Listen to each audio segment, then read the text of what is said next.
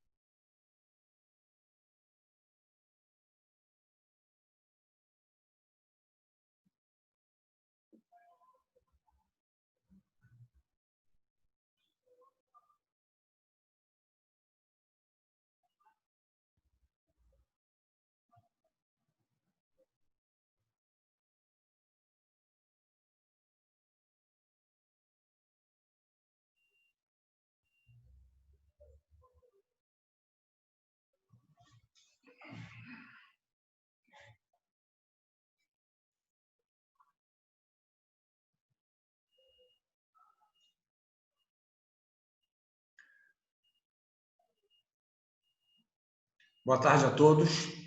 Estão me ouvindo? Sim. Sim. Ok, então vou começar, tá? Vamos começar aqui. Bem, nós vamos hoje falar sobre 3 temas para fechar a assistência clínica ao parto. Esses 3 temas é o parto operatório cesariana, parto operatório a fórceps e o partograma, tá? Quando se fala em parto operatório, nós temos 2 tipos de parto operatório. O parto operatório por via abdominal, que é o parto operatório cesariana, e o parto operatório por via vaginal, que é o parto operatório a fórceps.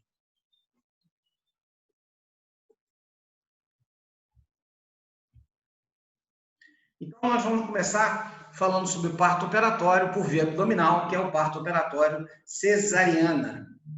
A cesariana, ou cesárea, ou tomatotocia, é a abertura do ventre, a abertura do útero, que é a histerotomia, a retirada do concepto, a extração da placenta, o fechamento, fechamento do útero, que é a histerorrafia, e o fechamento da parede abdominal por planos, tá? Essa é a definição da operação cesariana. Quando a gente fala a respeito do histórico da operação cesariana, é muito interessante esse histórico, porque ele começa na mitologia grega, onde Esculápio, que é o deus da medicina, ele foi retirado do ventre materno por cesariana por Apolo, o seu pai.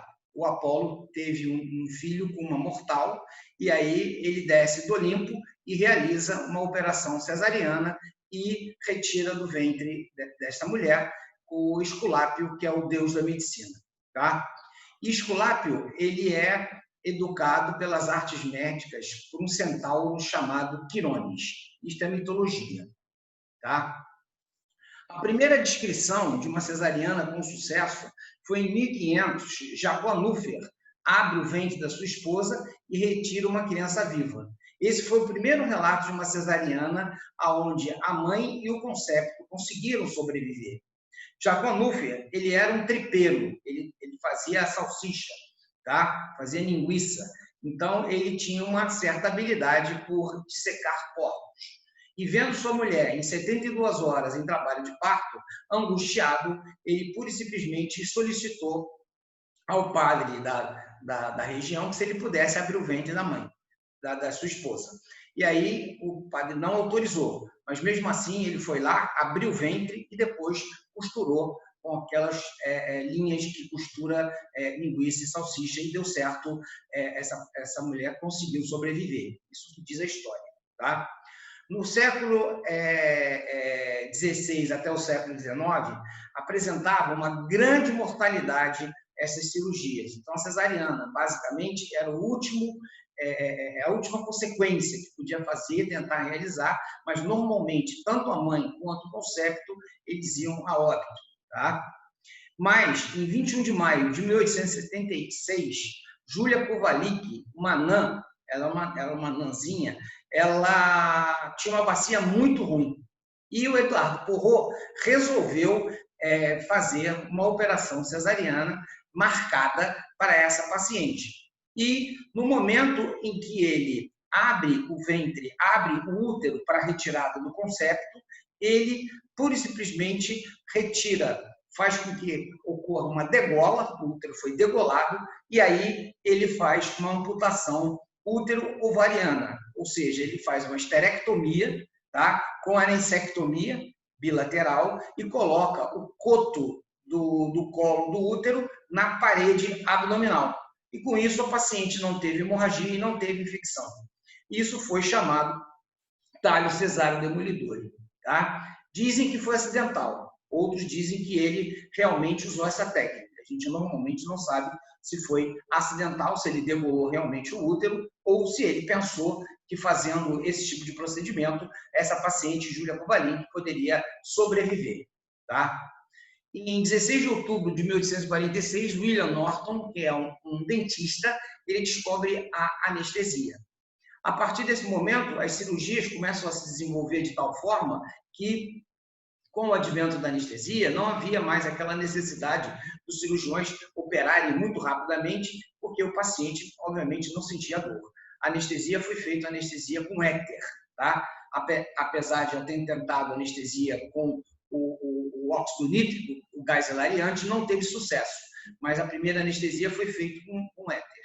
E de 1882 a 1803, começa a retornar os processos conservadores, ou seja, não se fazia cesariana com esterectomia, fazia cesariana e tentava-se fazer uma sutura. Tá? E aí, à época, o desenvolvimento de inúmeras técnicas, sendo consagrada a localização da esterotomia, ou seja, a abertura do útero, no segmento inferior do útero. Tá? E no histórico, a cesariana no Brasil, ela foi realizada, a primeira cesariana no Brasil foi realizada com sucesso em 1915, por Fernando de Magalhães. Ele isolava o útero com os lençóis de borracha para não cair aquele líquido amniótico dentro da cavidade, não cair sangue dentro da cavidade, porque para não ter infecção. Então, ele conseguiu isolar o útero através de lençóis de borracha. E em 1922, ele fez 161 cesarianas, com mortalidade de 6,8%. Então, era uma mortalidade extremamente alta que ocorria naquela época. E em 1935, foi introduzido no Brasil a técnica que é até hoje utilizada, que é a técnica de Fanny Steele, que é a incisão transversal do abdômen, tá? A 2 dedos acima do pubis, uma incisão transversal, e também a incisão no segmento inferior do útero, que foi introduzido no Brasil pelo professor Jorge de Rezende.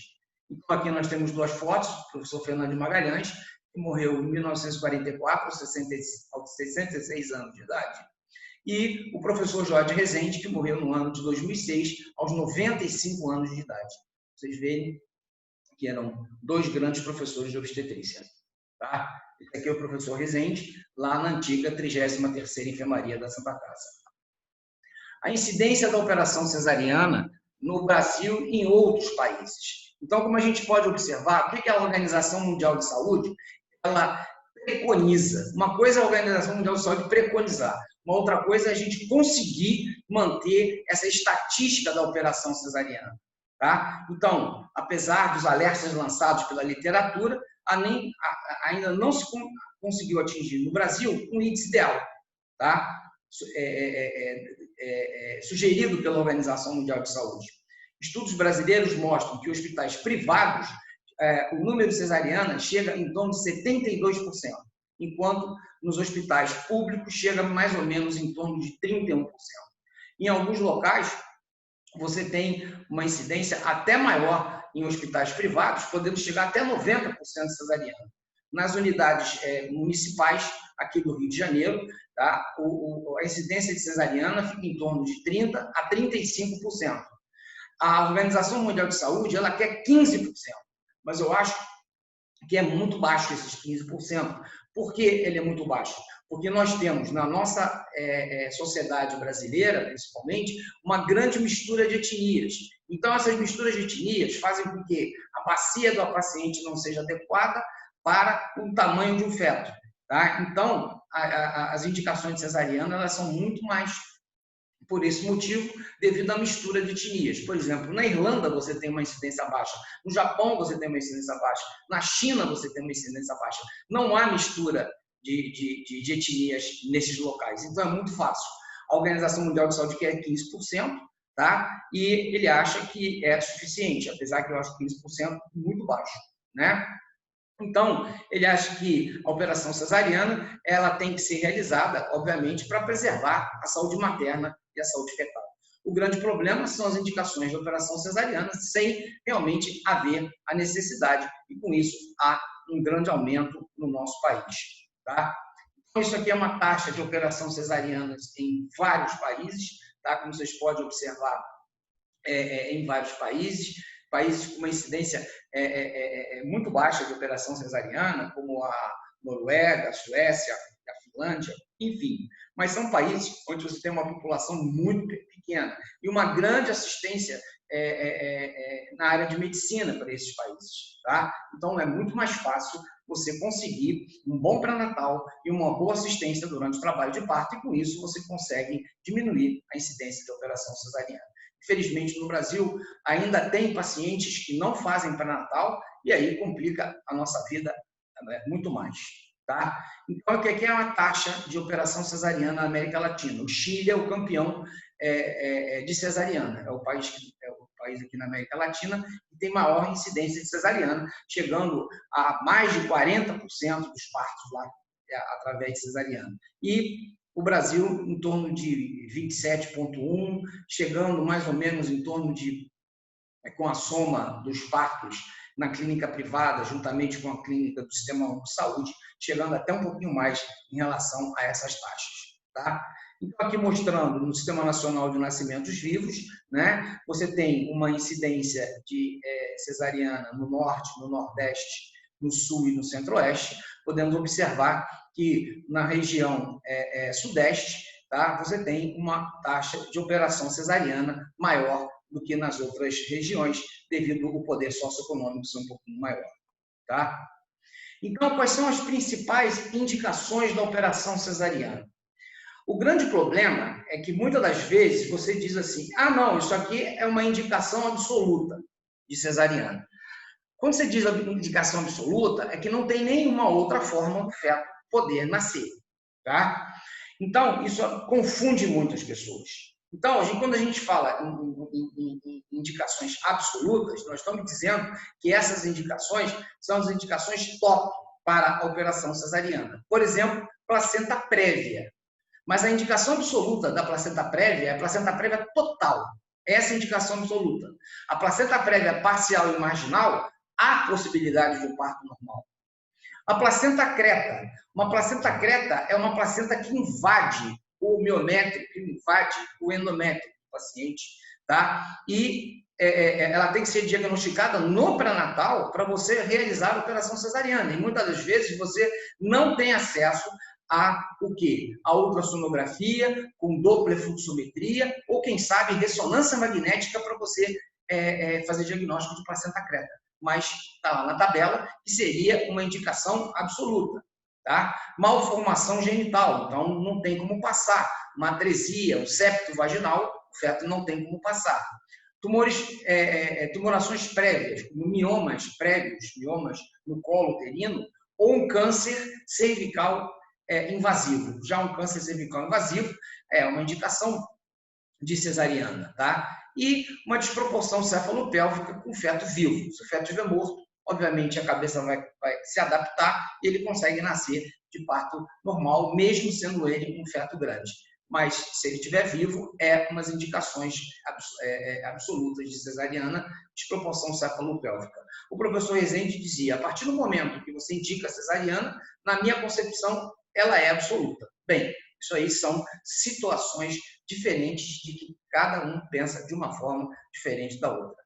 Em relação às relativas, indicação relativa, materna, uma cardiopatia, quer dizer, uma cardiopatia classe 2, classe 3, classe 4, é indicação de operação cesariana. O paciente não pode fazer forço expulsivo. Se for classe 1, classe 2, já pode até tentar um parto operatório a fórceps. Tá? Síndrome de Marfan, dilatação dissecante da aorta, não pode fazer esforço físico. Eu tive um caso com uma paciente com a síndrome de Marfan, mas infelizmente o aneurisma rompeu antes dela chegar à gravidez a termo e foi realizada uma cesárea pós-mortem e conseguiu salvar o concepto, mas infelizmente a paciente foi a óbito.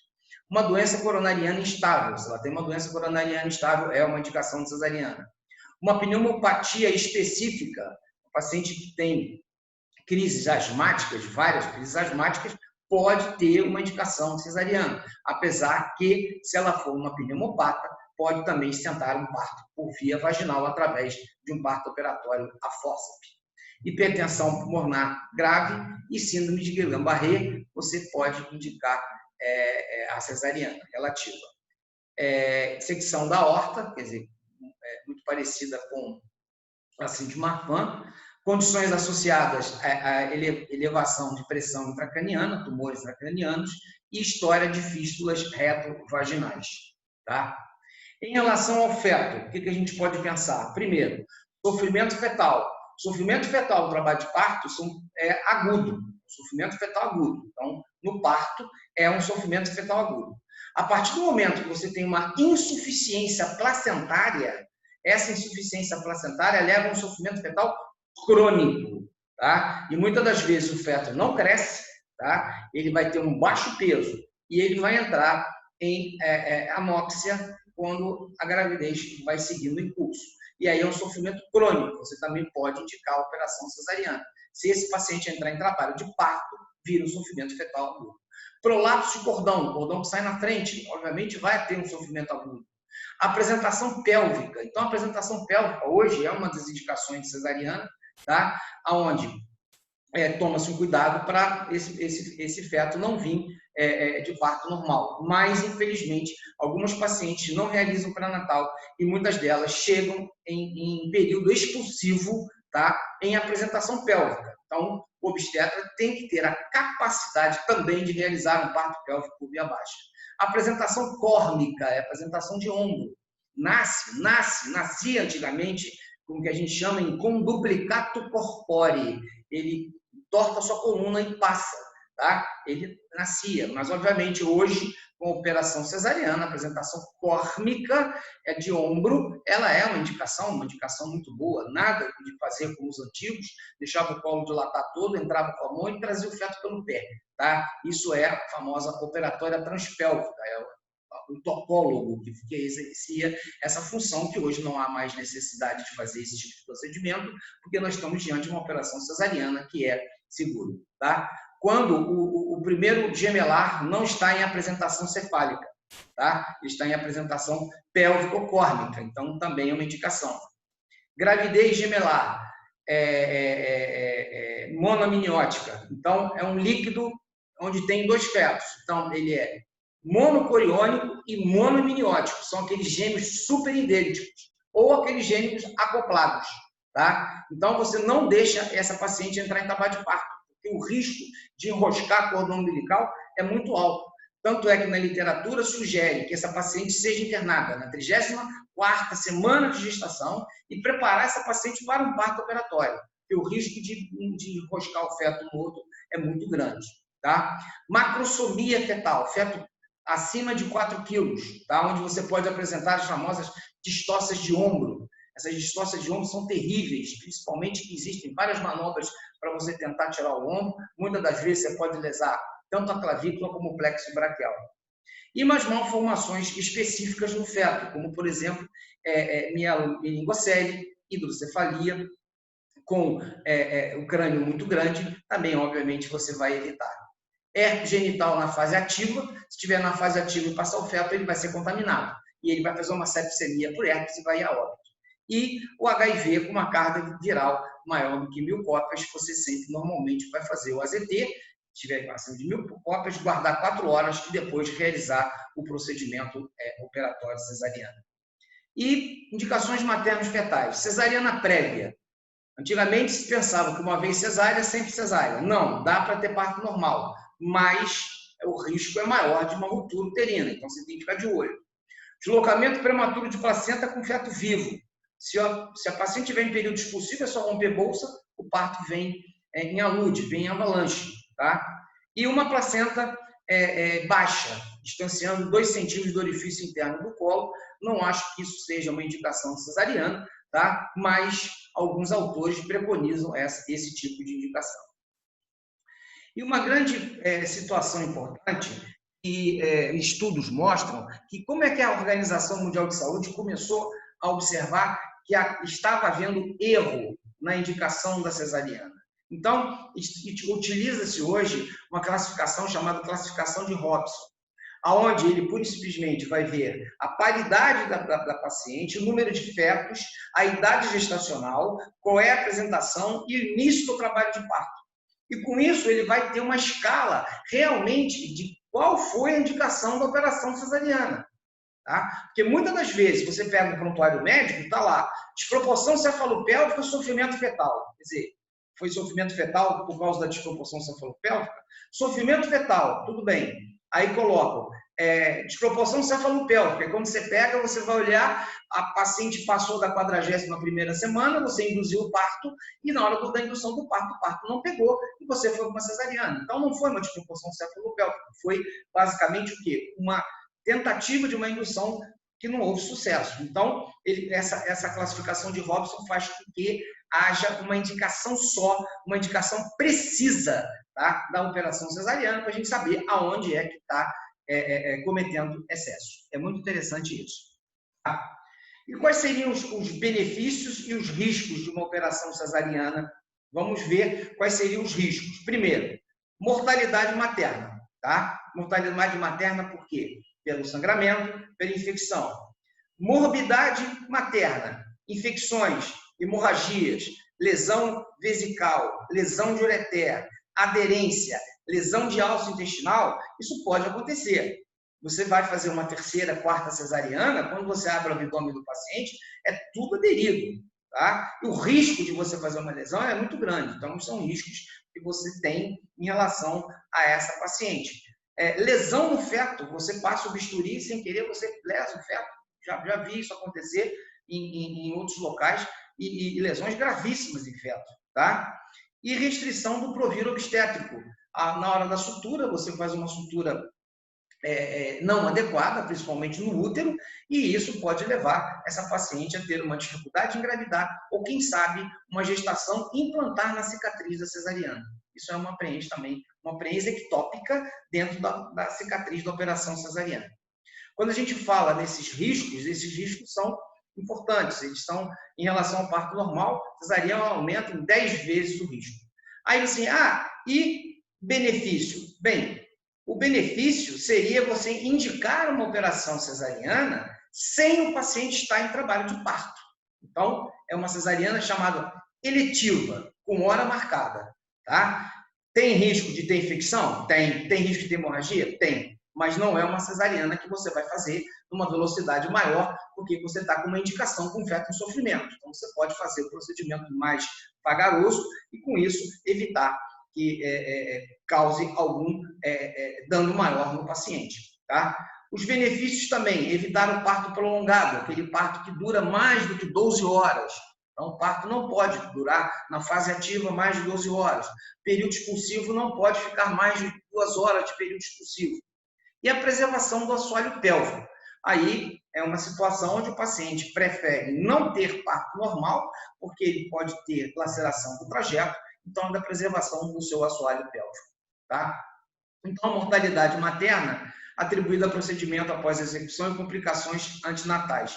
Então, cesariana versus parto normal, essas são as complicações que nós temos em relação à mortalidade materna. Ele morre muito mais num parto cesáreo do que um parto normal. E uma cesariana intraparto e uma cesariana eletiva, você não tem muita diferenciação no risco de mortalidade, não. É 1,5 para 1. Então, não tem muita alteração.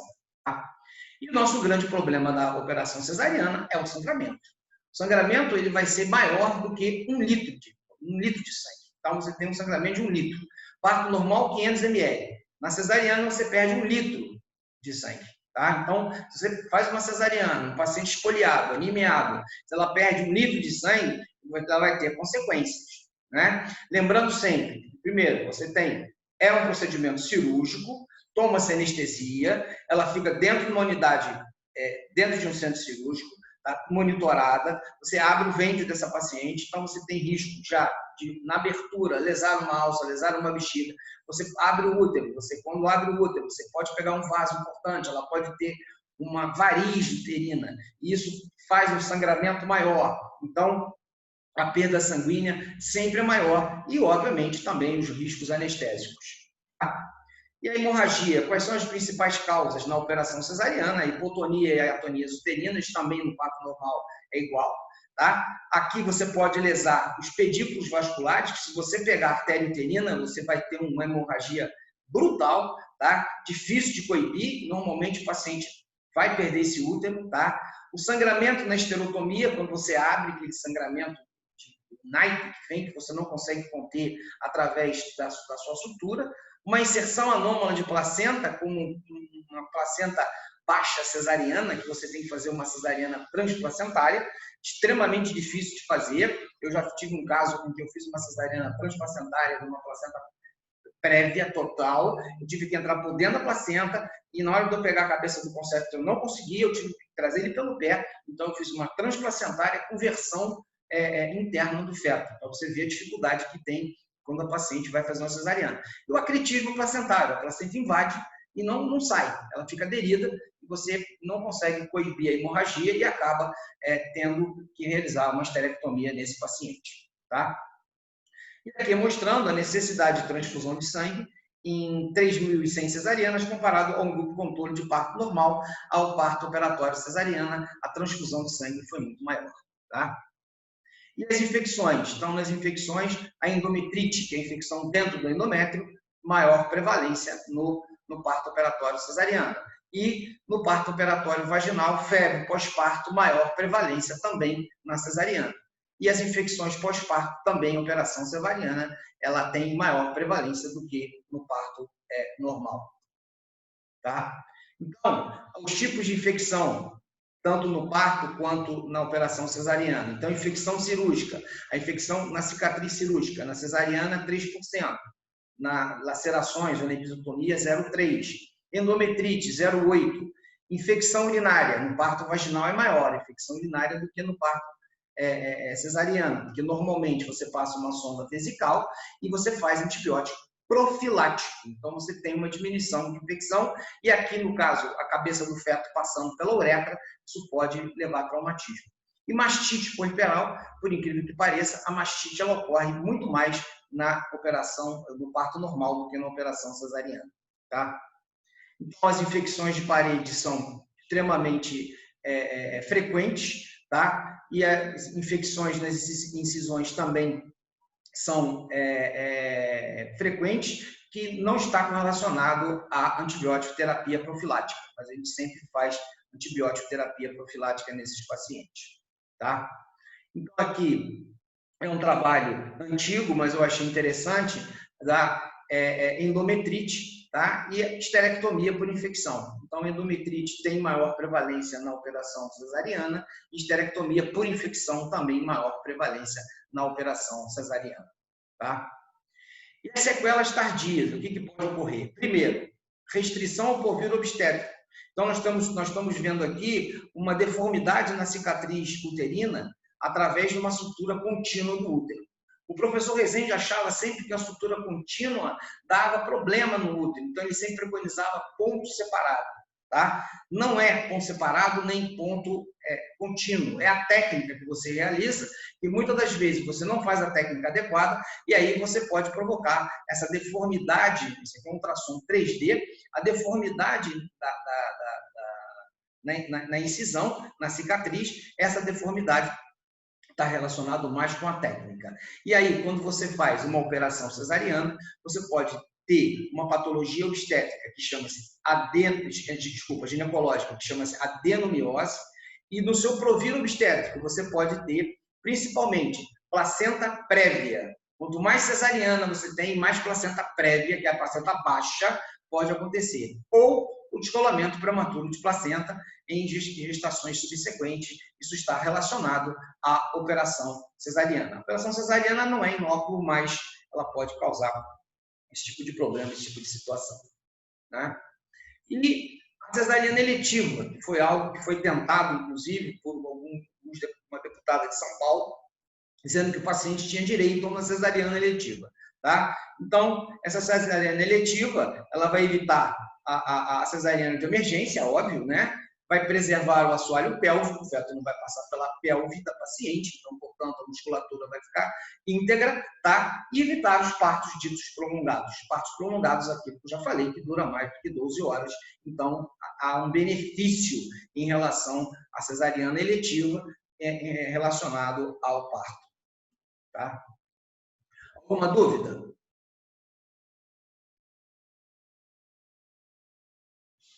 Pessoal, alguma dúvida?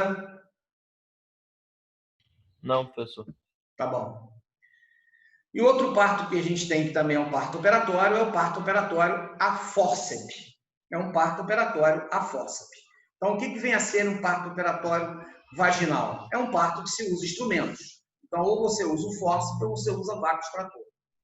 Como eu fui da escola do professor Rezende, juntamente com o professor do Samaranene, tá? O vácuo extrator não era muito utilizado nas escolas do professor Rezende, nem na escola de São Paulo do professor do Samaranene.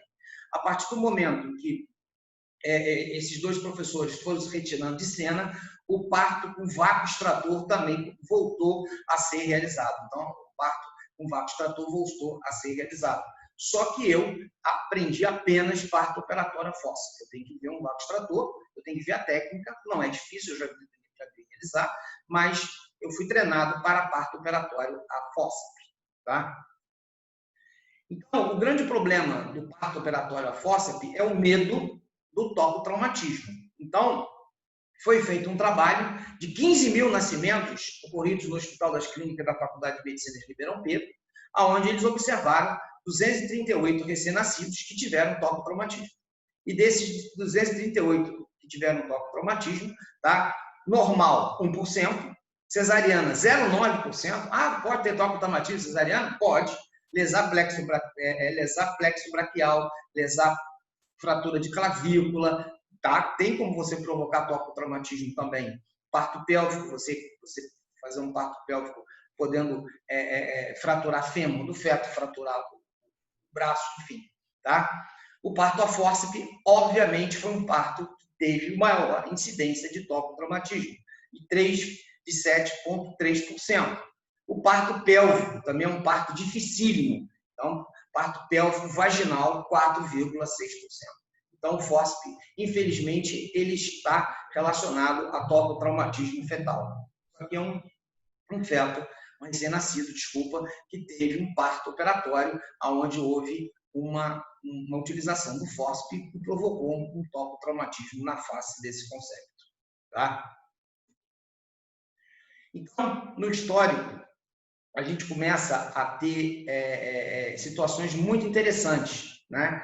Porque o parto ele começou a ser o que um ato um ato social desde a antiguidade, né? Para o médico. E o fórceps ele foi introduzido há mais ou menos em torno de 400 anos para solucionar os partos mais difíceis. Né? E há 100 anos, a cesariana tornou-se uma cirurgia segura e passou a ser uma outra opção em caso de partos não espontâneos. Tá? Então, a medicalização do parto atingiu seu ápice com Dely. Então, Dely foi um dos maiores obstetras que teve no mundo, tanto é que ele fez os planos paralelos de Dely, bolou os planos paralelos de Dely, e ele dizia uma frase muito importante, me mostra o obstetra fazendo um parto pélvico, que eu vou dizer se ele é bom ou se ele é ruim. Ele falava essa frase. Tá? E ele advogava o seguinte, os partos tinham que ser através de medicamentos, quer dizer, utilização de substâncias para fazer o útero contrair, ele era favorável à episiotomia e ele era favorável também a que todos os partos fossem finalizados com fórceps. E aí foi a introdução do fórceps de alívio, que hoje não é mais indicação à custa da humanização do parto. Não se faz mais fórceps de alívio. Vou mostrar aqui as indicações, mas não se faz mais fórceps de alívio. Tá? Então, no nosso histórico que a gente tem em relação ao fórceps, a família Chamberlain são os principais precursores do fórceps. Eles eram de nacionalidade inglesa e toda a família era parteiro da corte imperial inglesa. Só que Peter Chamberlain, esse que está aparecendo aí, ele que inventou o fórceps. Ele inventou o fórceps e dizia que ele conseguia realizar todos os partos por via baixa. Tá? Uma grande interrogação. E aí ele foi passando aos seus sucessores, Peter II, Peter III, os fórceps. Tá? Então, aqui mais uma vez o Peter Chamberlain. Ele realmente entrava debaixo da saia das pacientes, ele tinha uma maletinha que não dá para ser visto ali, está aqui muito embaixo, né? Essa maleta aqui. Então, ele tinha essa maletinha, ele usava o fórceps e puxava, tá?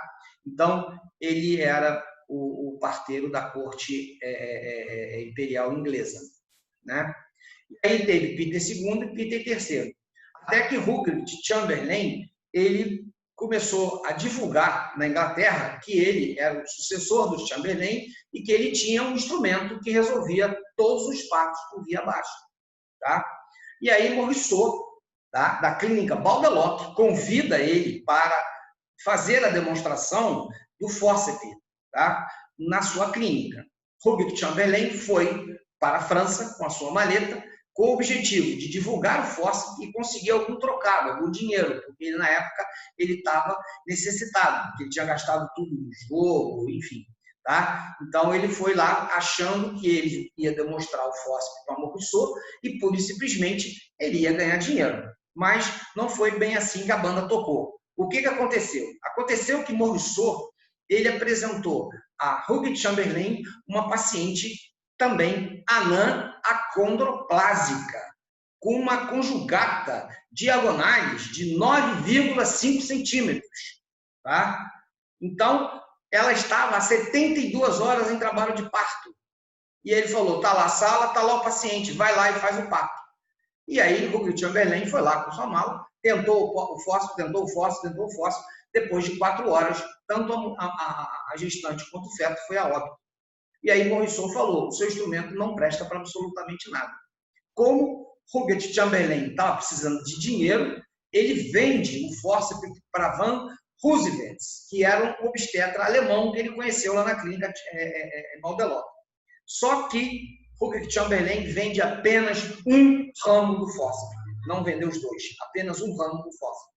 E com isso, Van Roosevelt inventa uma alavanca, tá, com o seu nome.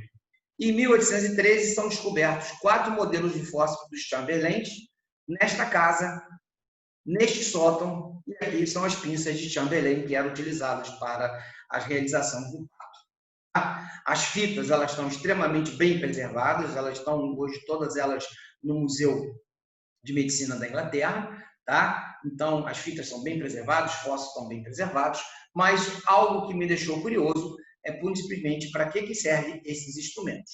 Tá? Então, isso são ganchos.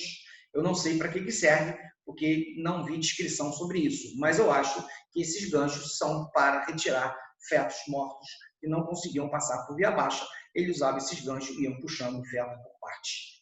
Eu acho que é isso, porque eu não sei para que servem esses ganchos aí. Tá? E aí, então, com a evolução do fórceps, tá? Leverett, em 1747, ele introduz a curvatura pélvica. Tá? E Smellie, ele faz um encaixe que é chamado de encaixe inglês. E Killand faz um fórceps de articulação por deslizamento. E com isso, conseguiu acertar o que nós chamamos de assincletismo da cabeça fetal. Tá? Assincletismo anterior é a obliquidade de Litzmann e assincletismo posterior, obliquidade de Nageli. Tá? Então, Killand, em 1915, conseguiu inventar esse fórceps que tem esta finalidade. Esses aqui são os 3 fórceps usados hoje. O primeiro fórceps é o fórceps Simpson, tá? É o fórceps Simpson, que Deli mudou e colocou o nome fórceps Simpson-Deli. Ele modificou muito pouco, porque ele achava que todos os partos deveriam ter fórceps de alívio. O do meio é o fórceps de Killand, que ele vai deslizando, e o da ponta de baixo aqui é o fórceps de Piper, é o fórceps do parto pélvico. Quando a cabeça crava na bacia, você vai tirar com esse fórceps aí. Então, você vê a grande dificuldade do parto pélvico, que a cabeça pode cravar, e com isso você tem que utilizar esse fórceps aí. Então, o que a gente fala em relação à incidência? No Brasil, a gente tem dados muito pobres em relação à incidência de fórceps. Por quê? Porque na declaração de nascimentos vivos, não diz se o parto foi cesariana, fórceps ou foi um parto normal. Ele diz simplesmente que foi um parto cesariana ou um parto vaginal. Mas o parto vaginal, ele é um parto vaginal operatório a fórceps. Então, a gente não tem essa capacidade de saber qual é a incidência de fórceps. Tá? Então, no Sistema Único de Saúde, pode ser que seja 10%, eu não acredito nisso. Eu acho que a incidência de parto operatório a fórceps deve chegar mais ou menos em torno de 1% dos partos. Nem isso aqui no Brasil hoje chega, na clínica privada é quase basicamente zero parto operatório a fórceps, e eu vejo em maternidades do Sistema Único de Saúde que o parto operatório ele pode variar em torno de 0,5%, 0,1%, tá? Muitas das vezes não chega nem a 1%, mas a gente acha que é mais ou menos em torno de 1% do parto operatório a fórceps. Tá? Então, o que a história nos mostrou para a gente passar um fórceps ou não passar um fórceps? A primeira coisa importante tem indicação de fórceps? Tem indicação de fórceps. A indicação de fórceps você tem que saber qual é a indicação. Existe indicação materna e indicação fetal. Então, eu vou mostrar isso para vocês. Mas a primeira coisa importante é você saber, antes da indicação, se há condições para mim praticar a utilização desse instrumento. Então, primeira coisa importante, o que a história nos mostrou? Ruggiero Chamberlain tentou passar um fórceps numa anã condoplásica, aonde a cabeça não ia passar pela bacia. Portanto, havia uma desproporção cefalopélvica. Era uma indicação de cesariana e não de fórceps. Tá? Então, primeira coisa importante, boa proporção cefalopélvica. A cabeça tem que passar na bacia. Segundo, o colo tem que estar totalmente dilatado. Se o colo está dilatado, significa o quê? Que ele está no segundo período do parto, ou seja, período expulsivo. Por favor, não confundem período do parto com mecanismo de parto. É totalmente diferente uma coisa da outra. Uma coisa é o mecanismo do parto, que é fisiológico. A outra é o período expulsivo, que é o estudo clínico do parto, quando o colo está totalmente dilatado. A bolsa tem que estar rota, romper a bolsa das águas. A cabeça tem que estar insinuada. O que é cabeça insinuada? É quando o vértice da apresentação está no plano zero de Deli, ou abaixo do plano zero de Deli. Então, então quer dizer que quando está no plano zero de Deli, para baixo, se tiver indicação, é fórceps. Se estiver para cima, é cesariana? Exatamente isso. Tá? O feto tem que estar vivo, indicação, e esvaziamento do mictório, esvaziamento da bexiga, porque você vai introduzir um instrumento e vai puxar. Isso pode levar à ruptura de bexiga, portanto, temos que esvaziar a bexiga desse paciente. Quais seriam as contraindicações do fórceps? As contraindicações do parto a fórceps são a falha das condições de praticabilidade, ou seja, não há condição de praticabilidade, então você não pode passar um fórceps, tá? Ou a falta de experiência do obstetra nessa cirurgia. Se o obstetra não conhecer o instrumento, não usa, ele é uma arma, tá? Ele vai causar sequelas maternas, sequelas fetais gravíssimas. Então, se ele não tem experiência, não passe o fórceps. Aí, se tiver que passar, chama uma outra pessoa que tem experiência no plantão, tá? Mas não passe fórceps se não tiver experiência. Então, nas condições de praticabilidade, a gente tem que conhecer o que é variedade de posição. Alguns alunos já mandaram algumas mensagens aqui para mim, eu vou depois fotografar e vou mandar pelo WhatsApp para vocês, para mostrar o que é variedade de posição. Então, a variedade de posição é o ponto de referência do feto com o estreito superior da bacia. Então, normalmente, a variedade de posição mais frequente para a utilização do fórceps são as variedades de posições ditas diretas, occipito pubis ou occipito sacro, tá? Ou nas variedades anteriores, occipito esquerdo anterior ou occipito direita anterior. Nas transversas, já é um fórceps de Killand, e nas posteriores é complicado o fórceps. São fórceps que a gente não mais utiliza, porque é fórceps complicadíssimos para você tentar rodar a cabeça até o ponto de referência para o desprendimento. Então, a primeira coisa importante é saber conhecer a variedade de posição. Conhecer a variedade de posição é fundamental. Pronto, fala. Desculpa interromper. Você pode só repetir essa parte? Qual que você usa no occipito público? Eu vou mostrar ali depois para vocês, tá? Ah, tá bom então. Tá bom? Então, as indicações maternas. Discinesia. O que é discinesia? Alterações de contratilidade uterina. Alterações de contratilidade uterina. Desculpa. Alterações de contratilidade uterina. Mesmo você utilizando ocitocina, o útero não contrai, a cabeça do feto fica lá embaixo e você não tem como resolver o problema a não ser puxando com força. Resistência do períneo. Episiotomia. Lembrando sempre que episiotomia é um procedimento onde você tem que pedir autorização. E quando você for usar o fórceps? Não. Quando você for usar o fórceps, a indicação é sua. Tá? O feto está cravado lá embaixo na pelve, não tem outra solução. Aí você vai passar. É 1% dos casos, mas aí você vai passar. Resistência perineal, episiotomia, exaustão materna. A paciente começa a fazer força, perde a força e aí ela não consegue realizar esse procedimento. Tá? Então, a indicação mais comum é a parada de progressão durante o segundo estágio do parto. Ou seja, o feto para no momento do período expulsivo. Ele para abaixo da espinha ciática e não sai. E aí você pode utilizar o fórceps quando estiver abaixo da espinha ciática. Tá? As indicações fetais. Sofrimento fetal agudo no período expulsivo. Morte súbita materna. Sofrimento fetal agudo. Pode passar fórceps. Malposição fetal. Normalmente, o que nós dizemos são as transversas persistentes. Tá? Ela não roda, a cabeça do feto não roda. Aí você usa um fórceps para rodar. Obviamente, quando a cabeça do feto não roda, ela não está tão baixa assim. Ela está um pouquinho mais alta. Então, normalmente, dá para você optar por uma operação cesariana. Né? Então, porém, essa é uma fase do professor Benzencri, que foi um professor que eu fiz curso de fórceps com ele, quando eu estava na maternidade escola fazendo mestrado. Tá? Apesar de já saber fazer fórceps, eu fiz uma reciclagem muito interessante com ele. Tá? E ele sempre dizia que quando o fórceps está indicado, são desfavoráveis as condições da operação cesariana.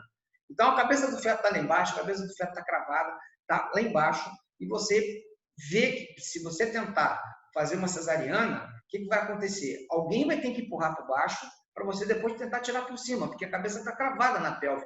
Você não consegue entrar com a mão e trazer. Tá? Então, esse tipo de manobra dá sofrimento fetal grave, ruptura uterina, leva a laceração de canal vaginal, laceração de fundo de saco. Então, a gente tem que tomar muito cuidado com isso. Portanto, um bom obstetra tem que saber passar um fórceps. Quando houver necessidade, ele vai utilizar e não jogar o feto para cima através de uma anestesia e, com isso, depois tentar tirar por cima com cesariana. Isso é péssimo para fazer esse tipo de procedimento, porque leva a inúmeras lacerações. Tá? E as indicações profiláticas. Uma paciente cardiopata. Eu, infelizmente, já fiz fósforo em 2 pacientes cardiopatas, mas nenhuma das 2 cardiopatas sobreviveram, porque elas fizeram embolia. Por quê? Porque era uma cardiopata que chegou no período expulsivo, eu apliquei o fósforo, puxei, o retorno venoso foi muito alto, o débito cardíaco aumentou, ela fez uma embolia, ressuscitamos, ela foi para o CTI e veio a falecer. A outra, a mesma coisa. Então, cardiopatia, classe 1 e classe 2 é fósforo, tá? Mas não é melhor fazer uma cesariana? Tudo bem, mas se a paciente estiver nascendo, você tem que evitar o esforço expulsivo, aí passa com fósforo. Nas pneumopatas, principalmente paciente que tem crise asmática, dificuldade respiratória, tá? Ela não consegue respirar adequadamente, então essa respiração atrapalha a força expulsiva e você vai auxiliar com o fósforo. E a cabeça derradeira, é o parto pélvico, é o fósforo de Piper. A cabeça primeiro vem a pelve e a cabeça fica presa na pelve. E aí você vai e aplica um fósforo que é chamado fósforo de Piper. É o fósforo para o parto pélvico. Tá? E o Deli gostava das indicações do fósforo de alívio, que hoje não mais é praticado por causa da humanização do parto. Eu peguei essa época em que a gente utilizava muito fósforo de alívio para reduzir o estiramento do assoalho pélvico, para proteger a cabeça do feto e reduzir o período expulsivo. Então, o feto estava lá embaixo, você praticava a episiotomia e trazia com fósforo. O parto não tinha nenhum problema, já que você sabia utilizar, eram os chamados fósforos de alívio, que não são mais utilizados hoje à custa da humanização do parto. Tá? Então, aqui é a altura da cabeça. Então, normalmente, a gente vai passar um fósforo em D e em C. Apesar que em D está insinuado, tá? Ela está no plano 0 de Deli, mesmo assim ainda é considerado um fósforo médio-alto. Então a gente tem que tomar muito cuidado com isso, porque ainda em B tem condições de a gente praticar uma operação cesariana. Em C, pode ser que você consiga. Em D, é impossível você empurrar a cabeça do feto para cima e tirar ele através da operação cesariana, sem provocar nenhum tipo de sequela nesse conceito. Tá? Então, vamos lá, a pergunta da nossa amiga que fez aí agora. O fósforo de Simpson, ele serve para as variedades de posições ditas diretas, occipito pubis ou occipito sacro. Tá? Então, occipito pubis ou occipito sacro, posição direta. Então, no mecanismo do parto, ele insinua em transversa e roda, tá? Para a posição direta, para poder desprender. Então, o Simpson vai usar na posição ditas diretas ou nas oblíquas anteriores, esquerda anterior ou direita anterior. Então, é para isso que ele serve. Tá? O fósforo de Killand, ele pode ser usado nas variedades posteriores, que eu não recomendo, ou nas transversas.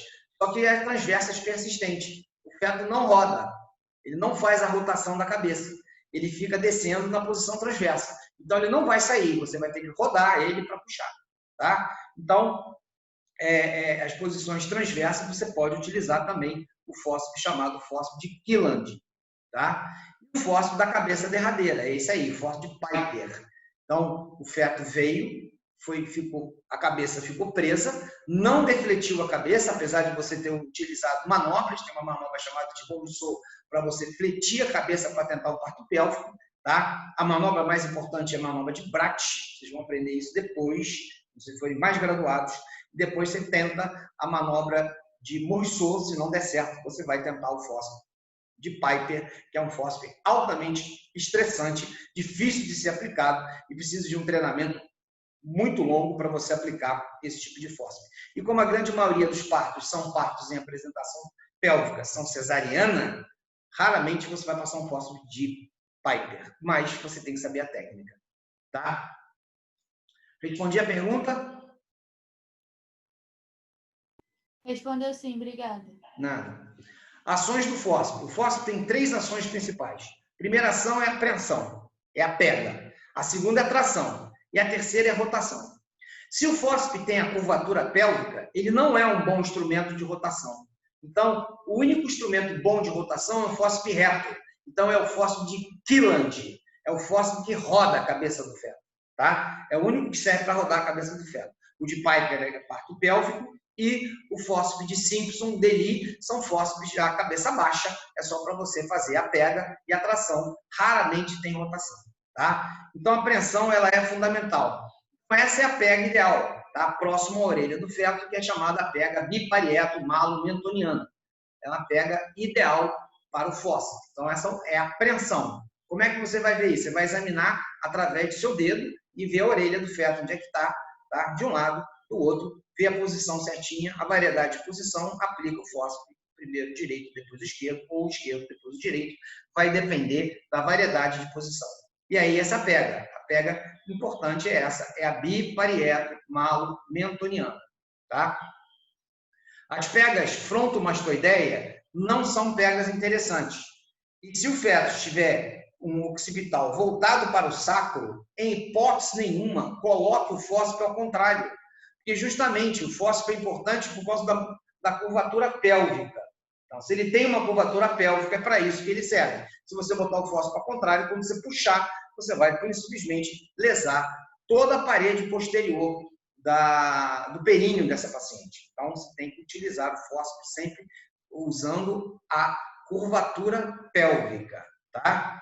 Essas são as chamadas pegas erradas. Então, você pegar o fósforo erradamente, isso aí não é interessante. Então, essas pegas erradas são pegas ruins, né, que podem causar tocotraumatismo fetal. Então, o tocotraumatismo fetal pode estar relacionado a essas pegas ruins que podem acontecer, tá?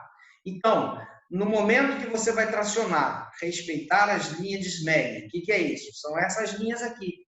Então, se o fósforo ele é curvo e a pelva é curva, você vai respeitar essa linha. Você vai puxar para baixo, você vai puxar para frente, depois você vai puxar para cima.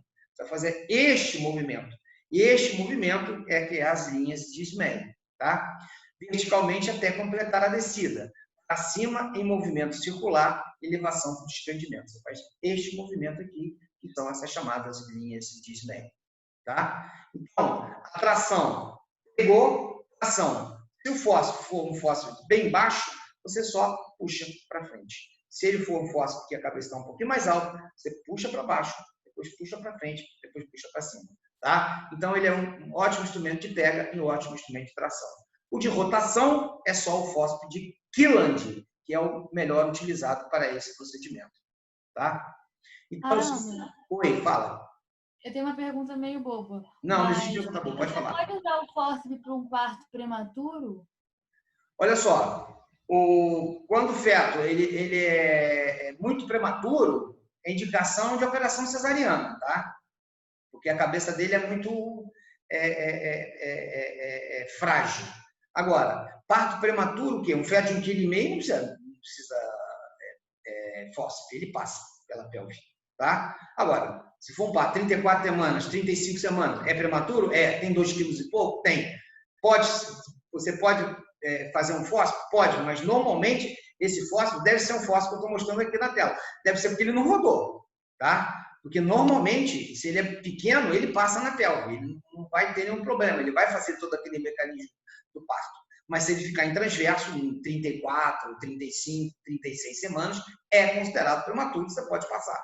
Fetos com muito baixo peso não é interessante nem parto normal. É que preconizam, não estou muito bem lembrado, minha cabeça anda meio esquecida, mas eu acho que feto com menos de 1,5 kg, você não deve tentar parto normal, não. É direto para cesariana. Então, fósforos de rotação são esses fósforos aí, Killand, Barton e Demelin. Barton e Demelin está no museu já, tá? Então é só fósforo de Killand. Então, nas oblíquas anteriores, você vai fazer uma rotação de 45 graus, tá? Nas transversas, você vai fazer uma rotação de 90 graus, tá? E nas posteriores, ou você vai rodar para occipito sacro, ou você vai rodar na posterior para occipito pubis. Então, o que vai acontecer? A partir do momento que você roda para cá, o fósforo já não serve mais. Você tem que tirar e aplicar de novo. Se você rodar para cá, a mesma coisa. Você vai ter que tirar e aplicar de novo nas posteriores. E isso é chamado dupla pega de Scalzoni. Dificílimo fazer isso. E eu tive um grande professor chamado professor Egípcio Tancredo que dizia o seguinte: não inventa fósforo em parto com a variedade de posição posterior. Não inventa esses fósforos, não passa esse fósforo. Então, a gente basicamente não tem mais utilizado nas posteriores, tá? Você pode utilizar na transversa, pode utilizar nas transversas persistentes ou nas anteriores para você rodar. Apesar que o fósforo de Simpson, ele também dá para rodar 45 graus. Ele também serve, apesar dele ser uma curvatura, tem um macete que faz com que ele consiga rodar 45 graus, tá? Então, nunca rodar o fósforo tipo chave e fechadura, porque senão o feto roda lá dentro. Você tem que fazer uma manobra, uma grande rotação externa que vale uma pequena rotação interna, tá? Então, isso é utilizado principalmente no fósforo de Simpson, tá? E aqui é a correção do assincletismo. Então, o primeiro assincletismo é a obliquidade de Litzmann, onde a cabeça do feto está de uma forma errônea e está mais próxima ao quê? Ao pubis, né? Ela deveria estar centrada aqui numa transversa. Ou a obliquidade de Nageli, que é a outra onde está voltado para o sacro. Então, essas são obliquidades que você pode utilizar o fósforo de Killand para consertar essas anomalias.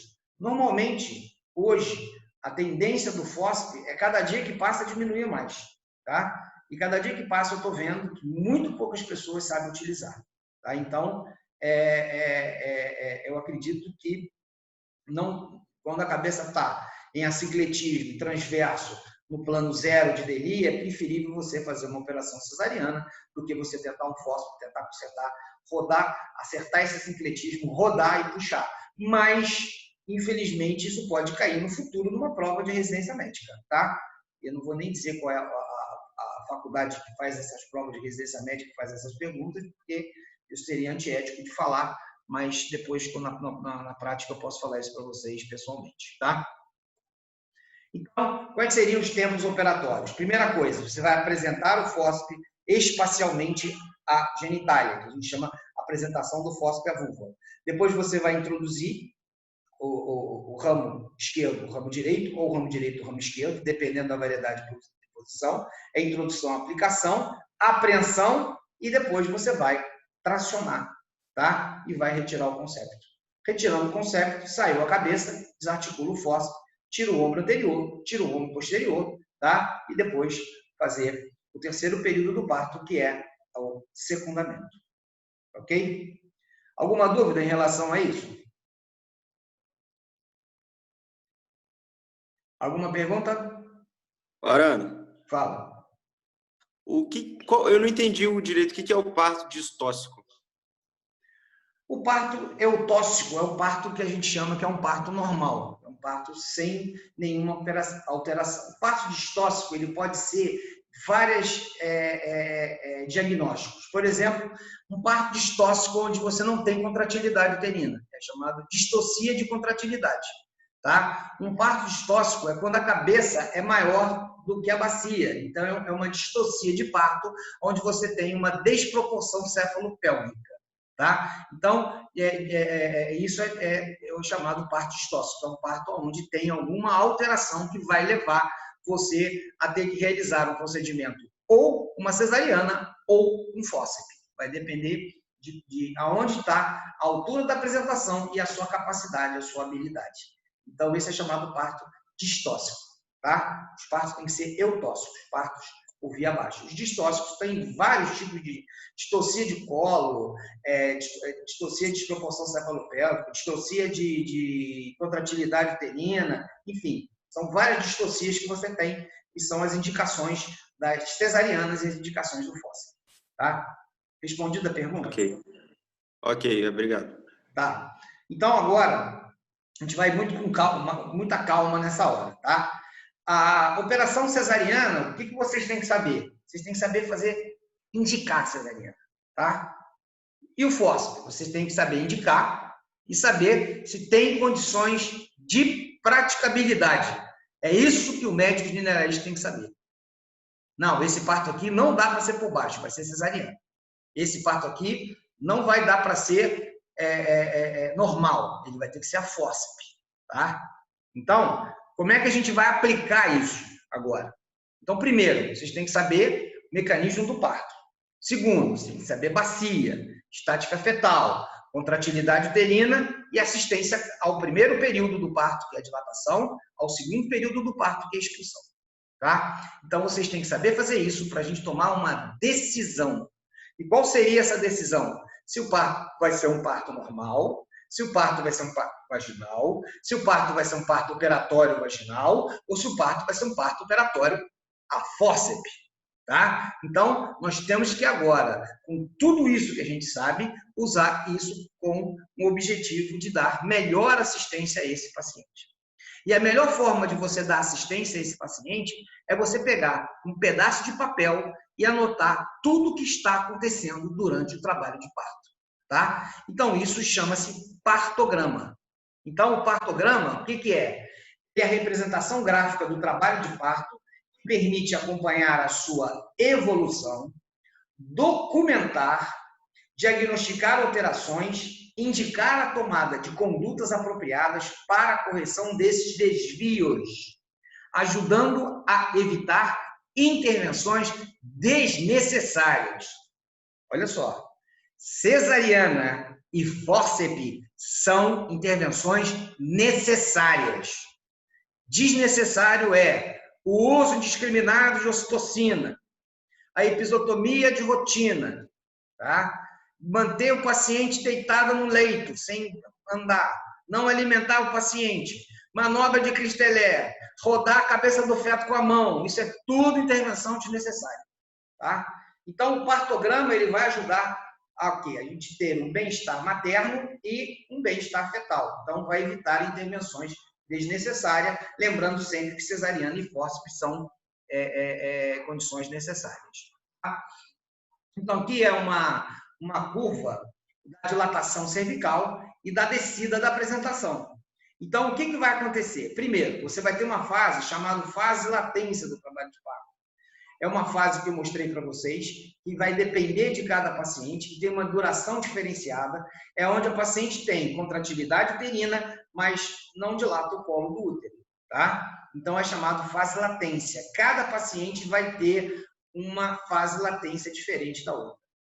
E depois a gente vai ter a chamada fase ativa do trabalho de parto. É quando a contratilidade uterina tem a capacidade de fazer a dilatação do colo uterino chegar até 10 centímetros. E quando chega a 10 centímetros, tem a chamada fase de desaceleração. Ou seja, ele não precisa mais dilatar. Então, agora ele vai entrar no período chamado período expulsivo. Tá? Então, a fase ativa do trabalho de parto dura 12 horas. O período expulsivo ele pode durar de 1 a 2 horas. Não passe de 2 horas, porque é risco fetal. Tá? Então, a gente tem que manter esse paciente sob vigilância. Então, nós estamos vendo aqui, o que nós estamos vendo? Nós estamos vendo esse gráfico aqui. Esse gráfico aqui é a fase de latência, depois a fase de dilatação e a fase de expulsão. E aqui nós temos vendo aqui a descida da apresentação.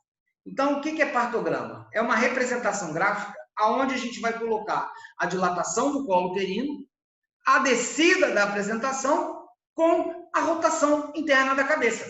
É assim que acompanha o partograma. Então, o partograma não é tão complicado assim.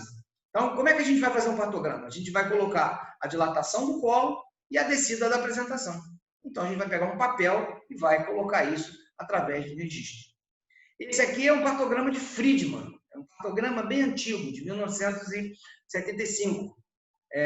Eu gostava muito de Friedman também, porque ele tinha uma técnica muito interessante, porque ele sempre estimulava os partos de uma forma que eles fossem mais rápidos, principalmente quando chegava no segundo período do parto. Ele rompia a bolsa, usava ocitocina, tá? E sedava o paciente para facilitar o desprendimento. Então, aqui é um partograma de Friedman, mostrando a curva da dilatação.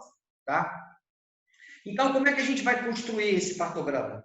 A gente vai pegar um papel quadriculado, tá? E em X a gente vai botar a hora. Tá? E em Y, a gente vai botar os centímetros de 1 até 10 e deste lado aqui. E do outro lado, a gente vai colocar os planos de quem? Os planos de Dely.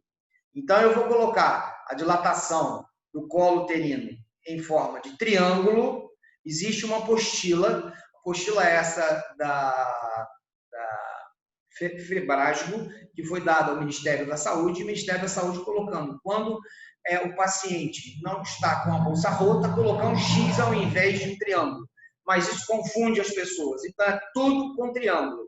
Dilatação é triângulo, tá? Então, você vai colocar a hora aqui em X, a dilatação aqui em Y, e aqui os planos de DELI nesse partograma. Então, esse partograma é um partograma interessante, tá? E aí você vai colocar o toque vaginal. Então, no toque vaginal, o que você vai realizar? Primeiro, você vai ver a dilatação do colo uterino, que é aqui nesse triângulozinho.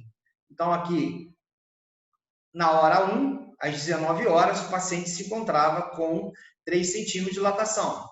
Na hora 2, 3 centímetros. Depois ele foi dilatando, dilatando, dilatando, tudo certinho, até chegar à dilatação total de 10 centímetros, tá? O que você vai colocar no partograma? A altura da apresentação. Então, a altura da apresentação, você está colocando aqui que esse feto está numa posição... Esse feto está numa posição que nós, vamos dizer aqui, numa posição em -3 e com a variedade de posição voltada com o seu occipital para a direita. Occipito, direita transversa, tá? Então, é aqui, ó. Occipito, direita transversa. O paciente está na sua frente. Então, o que vai acontecer? Vai ter a dilatação no colo, que você vai colocar a dilatação no colo, e a descida da apresentação com a rotação interna da cabeça. Ele estava numa direita, rodou para uma direita anterior, e aqui ele parou numa occipito pubis. Então, ele já está na posição adequada para o nascimento em +1, tá? Então, essa é a finalidade do toque vaginal.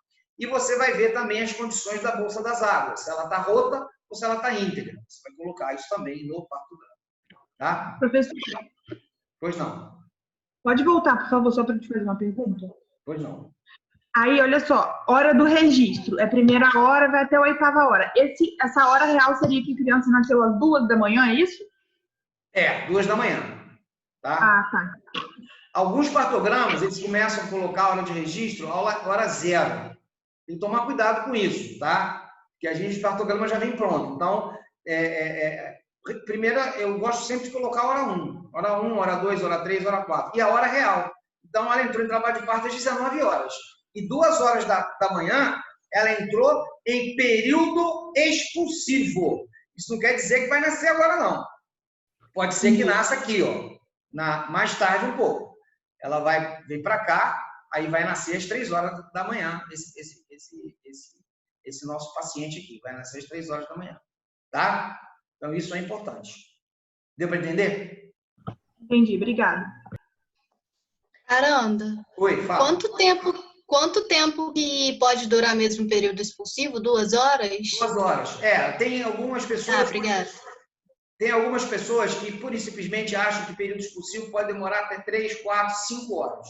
Mas aquilo que eu mostrei na aula de parto da semana passada, esse tal de parto natural, ficar aguardando, isso pode levar a sequelas no concepto, ele pode morrer.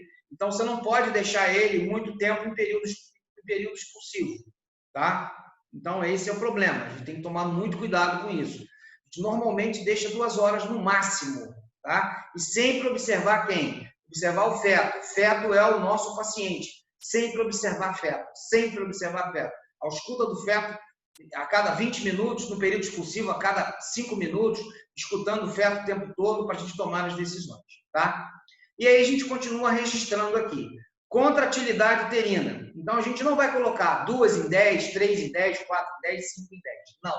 A gente vai utilizar quadradinho. Se a gente colocar um quadradinho todo cheio, todo riscadinho, é que essa contratilidade uterina, nesta hora aqui, na hora considerada hora 1, ela tinha 2 contrações em 10 minutos, com maior do que 40 segundos. Maior ou igual a 40 segundos. É uma contratilidade boa. Se ela tiver entre 39 e 20, ela é um quadradinho cortado ao meio. Se ela não tiver contratilidade menor do que 19 para baixo, você nem coloca contratilidade, tá? O batimento cardíaco fetal, ele tem que ser colocado no partograma a cada hora, mesmo que você não toque o paciente. Eu não fiz toque no paciente, mas eu coloquei aqui o batimento cardíaco fetal. Eu não fiz toque aqui. Eu não fiz toque, eu não vi contratilidade, eu não vi nada, mas eu coloquei o batimento cardíaco fetal, tá? Então, sempre colocar, a cada hora, você vai colocando. Não pode pular a hora, porque senão embola. Então, o batimento cardíaco fetal tem que ser colocado a cada hora. Ah, mas você não falou que é cada 20 minutos? É.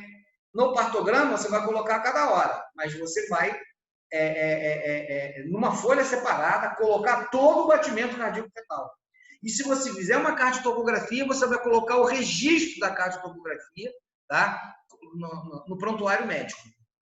Essa é uma forma de você se defender de qualquer situação de um processo médico. Você tem que colocar o batimento cardíaco fetal no partograma e em separado a cada 20 minutos, ou se você fizer a cardiotocografia, você pura e simplesmente vai colocar num papel e vai imprimir essa cardiotografia e colocar dentro do prontuário médico. Aqui, se você faz analgesia, hoje basicamente as analgesias e as anestesias estão mais relacionadas a parto em ambiente hospitalar privado, tá? Público raramente se faz analgesia de parto e infusão de drogas. Fala. Lá no primeiro gráfico lá, o bebê está em, acho que o occipito posterior direito, né? Na primeira hora. Aqui agora? Não, lá na primeira hora, lá em cima, nesse mesmo desenho aí. Não, ele está aqui, Isso, lá em cima, a cabeça dele. Ele está em occipito, ele tá numa esquerda. Esquerda, isso, desculpa. Numa esquerda posterior. Mas ele está alto, tá entendendo? Não tem problema. Quando ele insinua, a insinuação é quando ele passa do plano zero de Deli. Lembra? Insinuação é quando o vértice da apresentação chega no plano zero de Deli. E eu falei que existia dois tipos de insinuação, estática e dinâmica. Ele pode ficar com a cabeça alta. Ele aqui está com a cabeça alta, tá? Ele mostra aqui, a cabeça dele está alta, numa posição posterior, depois ele vai para uma transversa, depois ele roda até a posição certinha, que é uma posição aqui, occipito pubis, tá? Aonde? Aonde ele está no plano mais 2 de Deli, tá? Está no plano mais 2 de Deli. Então, ele é um feto... tá, show. Rodou a cabeça e baixou. Então, aquilo que eu falei para vocês, qual é o objetivo do partograma? Primeiro, a dilatação. Segundo, a descida da cabeça com a rotação. Terceiro, ver batimento cardíaco. E quarto, contratilidade uterina, que é o fenômeno mais importante do trabalho de parto. Foi tudo isso dado em aula para vocês. Agora a gente está juntando isso tudo para a gente ter agora um raciocínio clínico, tá? Não é fácil, não. Isso aqui não é fácil. É difícil, mas é importante o médico generalista saber isso, tá? Isso é fundamental. É difícil, mas é importante. E infusão de líquidos ou drogas, ou seja, se você está infundindo ocitocina, se você está usando antibiótico por algum motivo, por custa de uma bolsa rota, tá? Se você utilizou qualquer outro tipo de droga para esse paciente, como um antiemético, tá? Um antispasmódico, enfim, é sempre bom você anotar isso direitinho aí, tá? E anotar também as condições da Bolsa das Águas, conforme eu já mostrei para vocês anteriormente, se a Bolsa das Águas está rota ou não. Então, a situação é o seguinte: como é que a gente vai construir o partograma? Tá? Como é que a gente vai construir o partograma? A gente vai construir o partograma quando o paciente estiver em trabalho de parto. Então, a gente vai construir o partograma quando estiver em trabalho de parto. Não dá para construir na fase latência do trabalho de parto, porque senão você se confunde. Tá? Como é que eu sei que está em trabalho de parto? Ora, eu falei na aula passada. O diagnóstico do trabalho de parto não começa com 2 centímetros na primípara e 3 centímetros nas secundíparas e diante? Então, você examinou, está com 2 centímetros, espera 1 hora e reavalia o paciente. Se o colo uterino estiver dilatando 1 centímetro por hora, eu vou encaminhar essa paciente ao pré-parto e vou abrir o partograma. Tá? Muitos querem que o diagnóstico da de parto seja com 5 centímetros de dilatação. Tudo bem, 5 centímetros é onde você demora mais tempo para você chegar. Mas você vai abrir o partograma pura e exclusivamente quando realmente o colo estiver dilatando. Se ele não estiver dilatando, você vai errar o partograma, vai passar o plantão como um partograma errado e o seu colega vai pegar aquele plantão, aquele partograma errado e vai acabar fazendo uma cesariana sem necessidade. Tá? 2 obstetras, um chamado Philop e outro chamado Castelli, pegaram o partograma de Friedman e fizeram o seguinte. Eles estavam na Rodésia, que hoje é Zimbábue. E na Rodésia não tinha maternidade para todo mundo. Então, eles tinham que arrumar uma maneira de fazer um treinamento de técnicos de enfermagem ou doulas para acompanhar trabalho de parto e para só encaminhar essas pacientes para a maternidade se porventura ocorresse alguma distócia de parto, tá? Ou distocia de parto, como querem alguns. Então, o que eles bolaram? Eles fizeram o seguinte, eles bolaram 2 linhas. Uma linha, ele chama linha de alerta, que é basicamente um sinal de alerta, que é colocado 1 hora na segunda casinha após a abertura do partograma. Então, eu abri o partograma aqui e 1 hora depois eu abri uma linha chamada linha de alerta. Se a dilatação do colo ela for fisiológica, então ela vai dilatar aqui, ó. Aqui, aqui, aqui, aqui. Tá? Ele vai, não posso apertar com muita força. Ele vai indo gradativamente, tá? Sem ultrapassar a linha de alerta. E aí, 4 horas depois de você colocado a linha de alerta, você vai colocar uma segunda linha, que é chamada linha de ação. Significa o quê? Como lá não tinha maternidade para todo mundo, o que acontecia? Elas iam fazendo o partograma, quando, obviamente, se o feto tivesse alguma alteração, encaminhava também. Quando a dilatação ultrapassa a linha de alerta, é um sinal de alerta. Você tem 4 horas para procurar a maternidade. Mas como 99% dos nossos pacientes têm filho dentro da maternidade, tá? Quando a dilatação ultrapassa a linha de alerta, é um sinal de alerta. Você tem que vigiar esse paciente. Se ela chega na linha de ação, ultrapassa a linha de ação, é o momento de você agir. De que forma? Não sei, vai depender de cada caso. Tá? Então, cada caso você vai tomar uma atitude diferente. Não são muitos casos difíceis, mas cada caso você vai tomar uma atitude diferente. Se a paciente está na maternidade e ultrapassa a linha de alerta, é um sinal de alerta. Então, fica de olho. Chegou na linha de ação, a dilatação, chegou na linha de ação, pura e simplesmente você vai tomar uma atitude obstétrica. Lembrando que para chegar na linha de ação, você vai ter, tá, um tempo bem longo até chegar na linha de ação. Tá? Então, isso que é importante e fundamental. Então, Fernanda, você pode explicar de novo, por favor? Posso. Olha só. Você abre o partograma. O paciente está em trabalho de parto, tá? Ela chegou com 2 centímetros. Eu esperei 1 hora, foi para 3 centímetros. Eu abri o partograma. 3 centímetros. Aqui é a primeira hora. Então, vamos supor que a primeira hora seja 17h22. Então, eu abri o partograma às 17h22.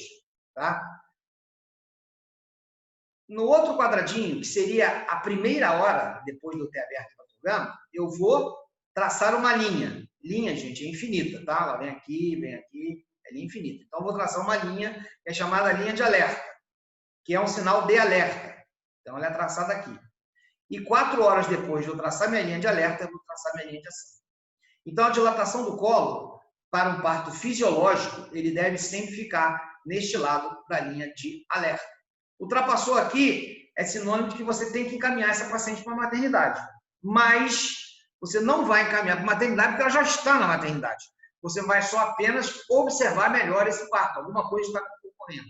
Se ela chegar na linha de ação, aí eu vou tomar uma atitude obstétrica. Qual? Cesariana, fórceps, ocitocina, fazer a paciente agachar, levantar, fazer estímulo, enfim, eu vou tomar uma atitude obstétrica aqui. Eu tenho que tomar uma atitude obstétrica, porque ela já passou a linha de ação. Então, o parto já está sendo um parto um pouquinho mais prolongado. Tá? Então, é para isso que servem essas linhas, para orientar a gente. Deu para entender? Acho que sim, obrigada. Tá. E vai entender agora aqui. Então, você tem duas situações. Ou o parto é disfuncional, e são só 5 partos disfuncionais, ou tem um erro na construção do partograma. E a curva da dilatação, ela deve se processar sempre à esquerda. A esquerda é do papel, gente. Não confundir com variedade de posição. A curva de dilatação deve estar sempre à esquerda da linha de ação. Porque se ela passar a linha de ação, você vai ter que tomar uma atitude. Aqui tem que tomar uma atitude. E muitas das vezes você vai ter também o erro na construção do partograma. Aqui nós temos um erro na construção do partograma que é muito frequente ocorrer. O que está acontecendo? Qual é o fenômeno mais importante do trabalho de parto? Chama-se contratilidade uterina. Ela está com uma contratilidade uterina com menos de 40 segundos de tempo. E ele, pura e simplesmente, abriu o partograma. O que vai acontecer aqui, você abrindo o partograma? Obviamente, tá? Desculpa, gente. Você abrindo o partograma aqui, o que vai acontecer? Vai acontecer pura e simplesmente que a dilatação não vai ocorrer. Passou a linha de alerta e, de repente, ela começou a dilatar aqui. Então, ela só entrou em trabalho de parto aqui, ó. Então, tudo isso aqui foi colocado erroneamente. Está errado. Isso é um erro da construção do partograma na fase latência do trabalho de parto. 3 centímetros, 3 centímetros, 3 centímetros. O feto está bem, obrigado.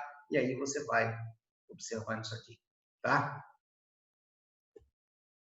Então, na dilatação. Então, vamos lá. São 5 patologias. Primeira patologia é a patologia na dilatação. Seria fase ativa prolongada. A segunda é parada secundária da dilatação. E a terceira é parto precipitado. Período pélvico ou período expulsivo, tá?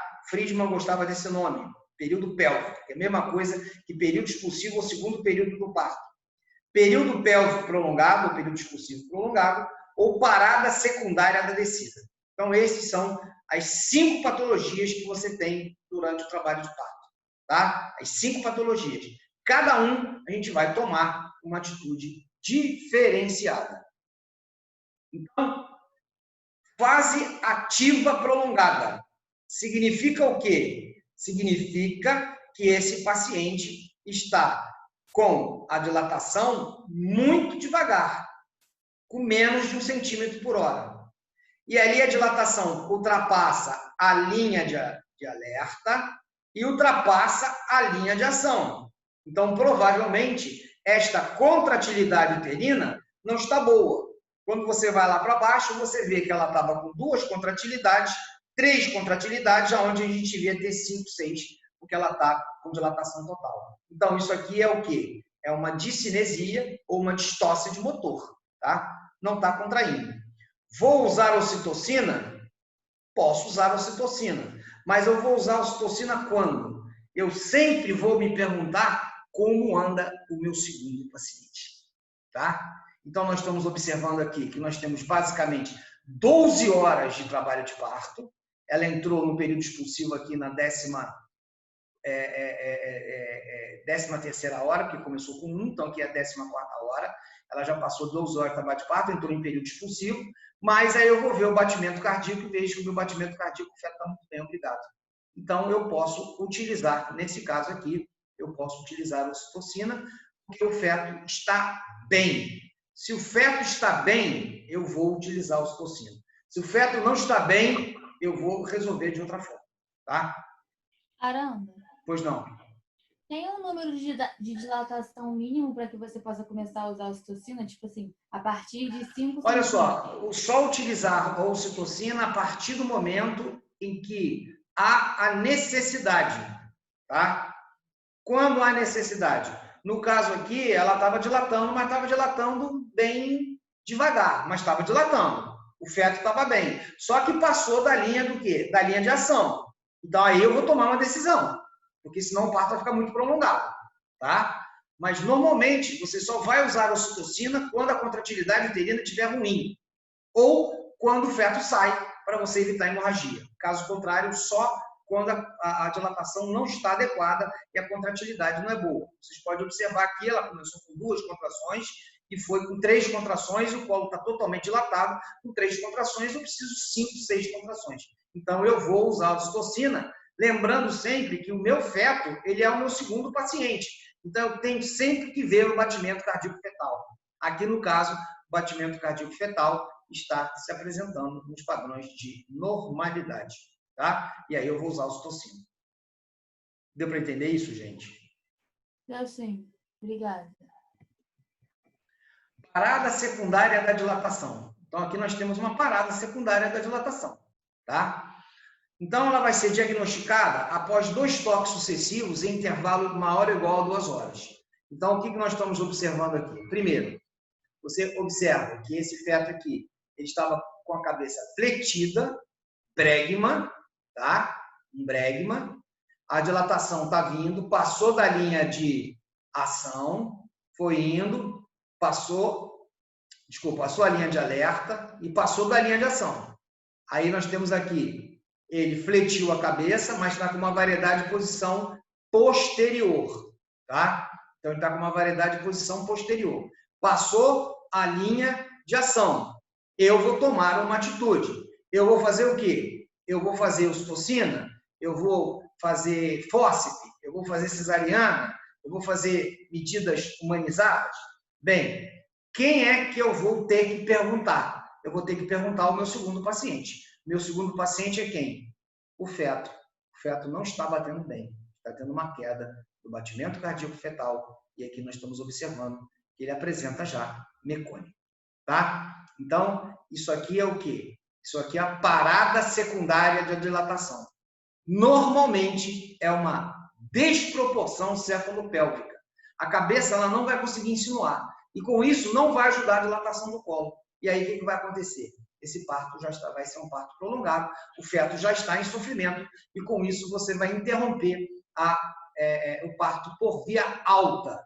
Então, aqui é uma indicação de cesariana, tá? A cabeça está alta, o colo não está todo dilatado e o feto está com batimento cardíaco fetal ruim. Então, isso aqui é uma indicação de cesariana, tá?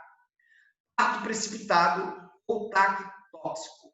É um parto onde você tem a dilatação e a expulsão menor do que 4 horas. Então, aqui você tem o início do trabalho de parto com um número muito grande de contratilidade uterina.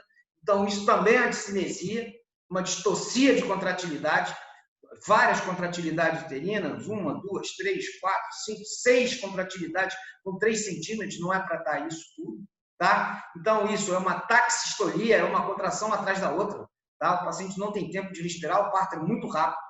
Isso está correlacionado ao uso indiscriminado de ocitocina. Colocou ocitocina, abriu. E o paciente começou a contrair.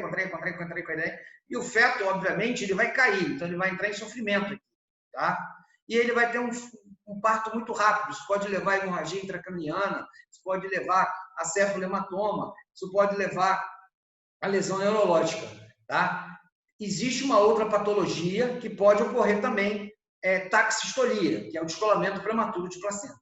Tá? Pode ocorrer a mesma coisa, mas aqui são partos ditos partos precipitados por uso indiscriminado de ocitocina. Tá?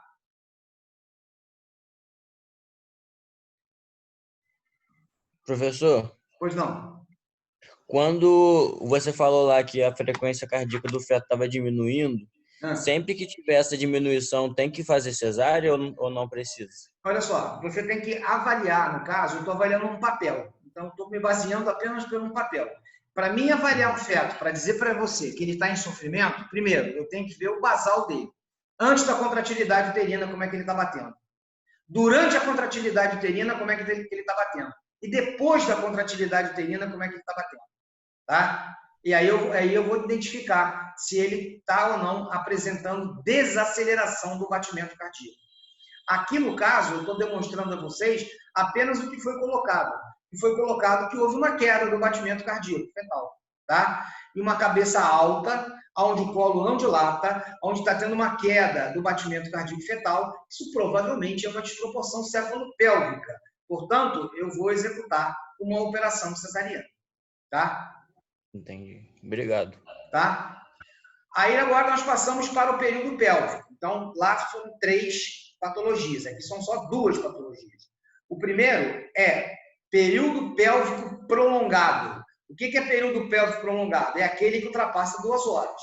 Então, você vai olhar daqui, ela dilatou muito bem, obrigado, uma dilatação extremamente rápida, ultrapassou a linha de alerta, aí passou 1, 2, 3, 4 horas de período expulsivo.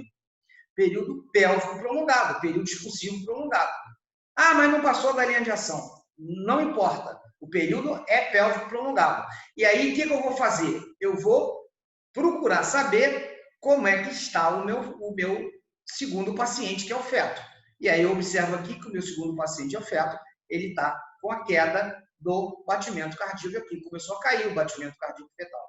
Então, esse feto aqui, ele está sofrendo. Se ele está sofrendo, eu não posso usar ocitocina, tá? Porque eu vou piorar as condições intraútero dele. E aí eu vou me perguntar, bem, ele é um feto que está com uma dilatação total, ele é um feto que está em sofrimento, então ele tem uma indicação.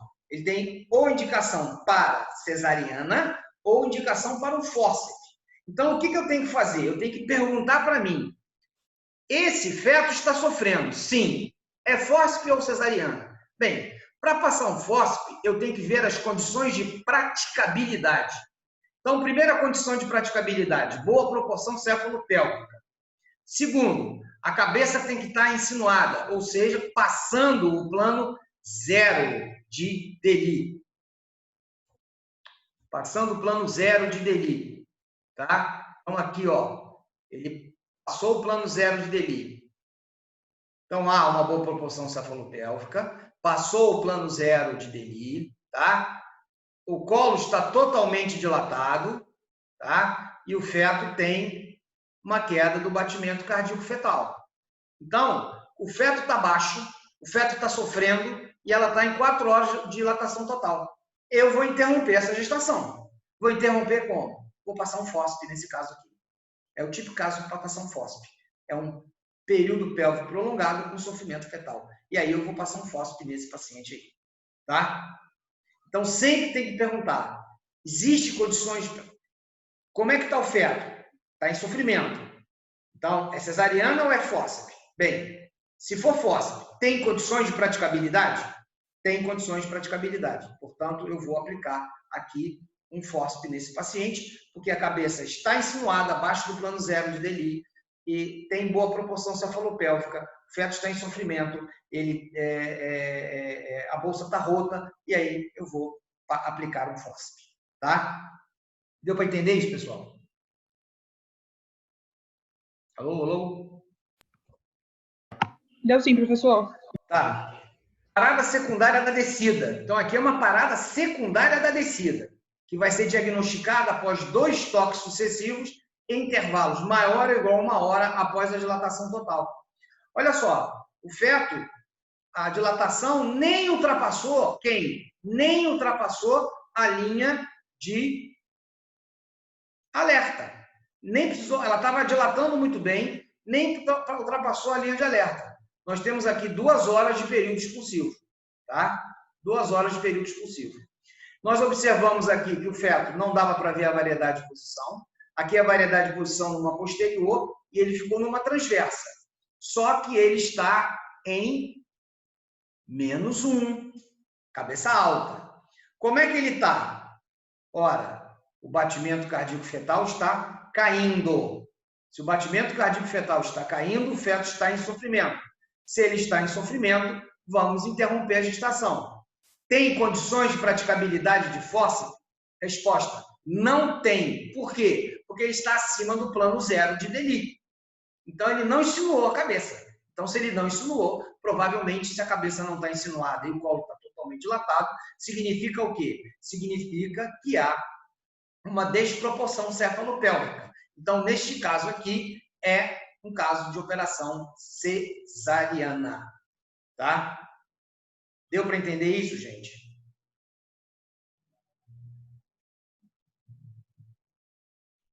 Deu sim. Vamos repetir. Então, nós temos 4 fases de distocia. Fase ativa prolongada, parada secundária da dilatação, parto precipitado. E no período expulsivo, período pélvico prolongado ou parada secundária da descida. Então, fase ativa prolongada. Então, o que é a fase ativa prolongada? É o colo uterino não dilata adequadamente, 1 centímetro por hora. Então, o parto fica sendo prolongado. Se você observar a dilatação e a contratilidade uterina, ela não está adequada. E aí você vai observar quem? Você vai observar o feto. O feto está bem, então eu vou utilizar ocitocina nesse caso.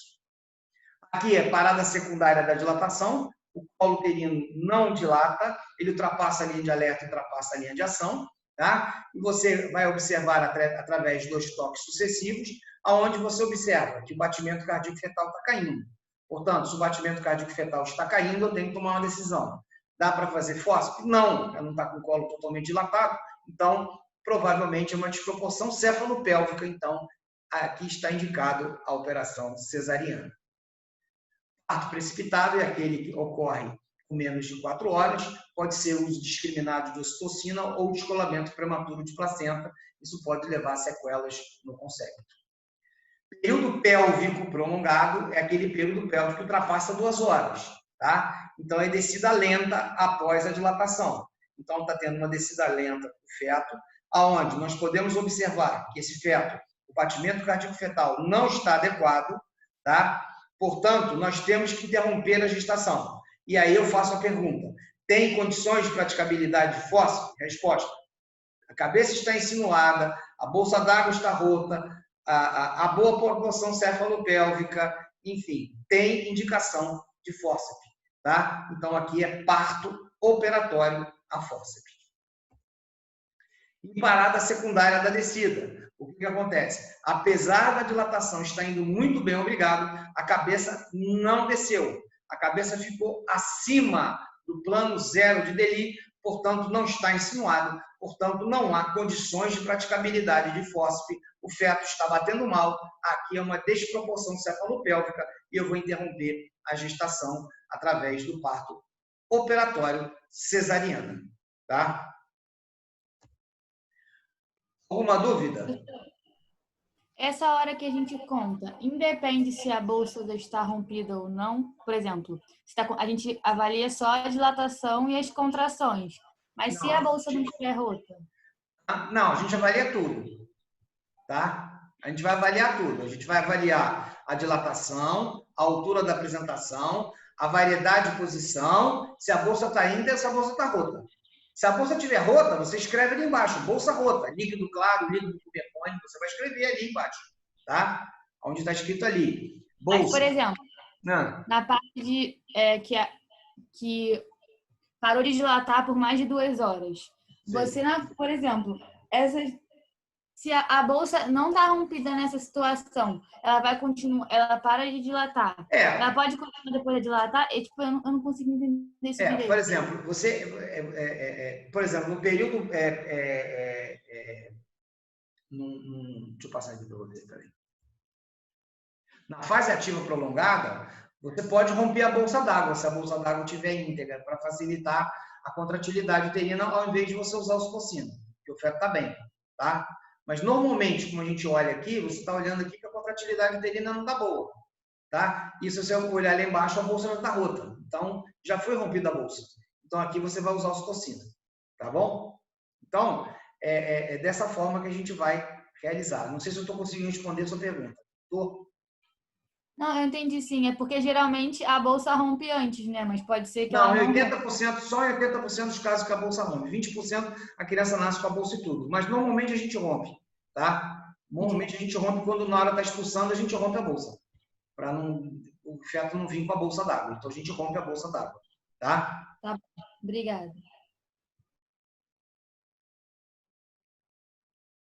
Mais alguma coisa? Alguma dúvida aí, pessoal? Não. Todo mundo já assinou? Professor, Não. me tira, na verdade é uma pergunta, mas não é sobre a matéria, não sei se já perguntaram aqui. A prova vai ser toda múltipla escolha ou vai ter discursiva? Vai ter eu ia falar agora no final. Eu vou parar aqui de gravar. Tá? Olha só, eu vou fazer a prova da seguinte forma. 20 questões de múltipla escolha, valendo 8 pontos. Tá? E umas imagens. Não parou de gravar, não. Hã? Não? Não parou de gravar,